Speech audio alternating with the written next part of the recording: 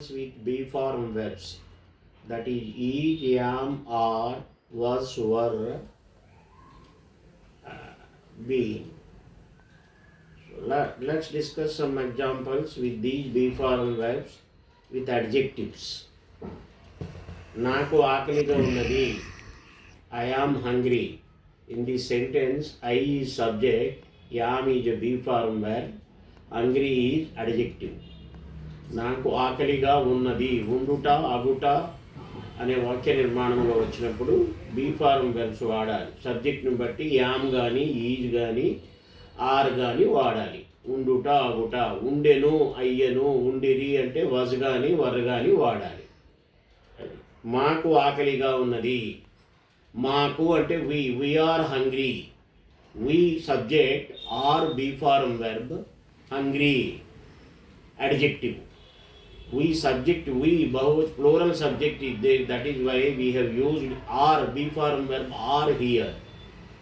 మాకు అతనికి ఆకలిగా ఉంది.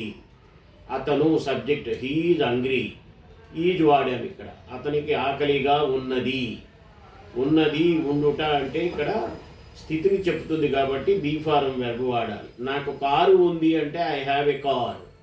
మాకు ఇల్లు ఉంది అంటే వీ హ్యావ్ ఎ హౌస్. నాకు అనుభవం ఉంది అంటే I have some experience. I have 10 years experience. కలిగి ఉండుట, ఉన్నది అనే అర్థంలో హ్యావ్ కానీ హ్యాజ్ కానీ హ్యాడ్ కానీ టెన్స్ను బట్టి వాడాలి మనం. ఇక్కడ ఉండుట, అగుట స్థితుల గురించి చెప్పేటప్పుడు ఆకలిగా ఉన్నది, దాహంగా ఉన్నది, కోపంగా ఉన్నది, ఉన్నది, ఉండుట మానసిక స్థితి చెప్తుంది కాబట్టి ప్రజెంట్ టైంకి చెందినట్టుగా మనం యామ్ కానీ ఈజ్ కానీ ఆర్ కానీ సబ్జెక్ట్ బట్టి వాడుకోవాలి. అతనికి ఆకలిగా ఉన్నది, హీ ఈజ్ హంగ్రీ. నాకు దాహంగా ఉంది, ఐఎమ్ థర్స్టీ. ఇక్కడ I subject, am be form verb, thirsty అనేది అడ్జెక్టివ్ విశేషణం. వారికి దాహంగా ఉంది, they are hungry. They are thirsty, sorry.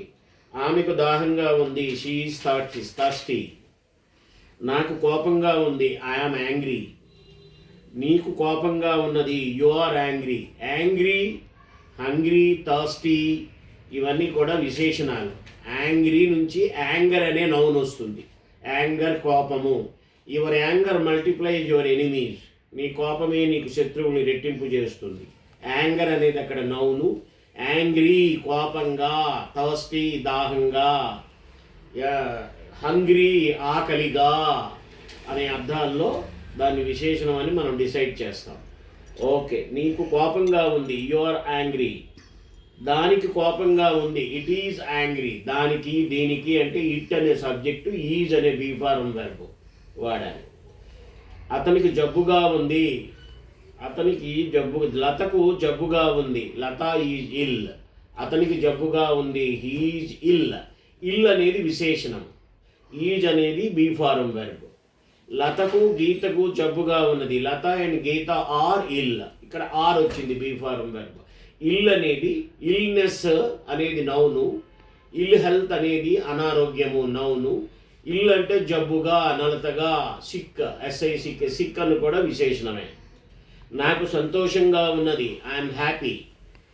I am happy. I subject, am be form verb, happy అనేది విశేషణం. I'm unhappy. నాకు సంతోషంగా లేను. We are happy. మేము సంతోషంగా ఉన్నాము. మీకు సంతోషంగా ఉన్నది, యు ఆర్ హ్యాపీ. అతనికి సంతోషంగా ఉన్నది, హీ ఈజ్ హ్యాపీ. నాకు విచారంగా ఉన్నది, ఐఎమ్ అన్హ్యాపీ. We are unhappy. మాకు విచారంగా ఉన్నది. నీకు విచారంగా ఉన్నది, యు ఆర్ అన్హ్యాపీ.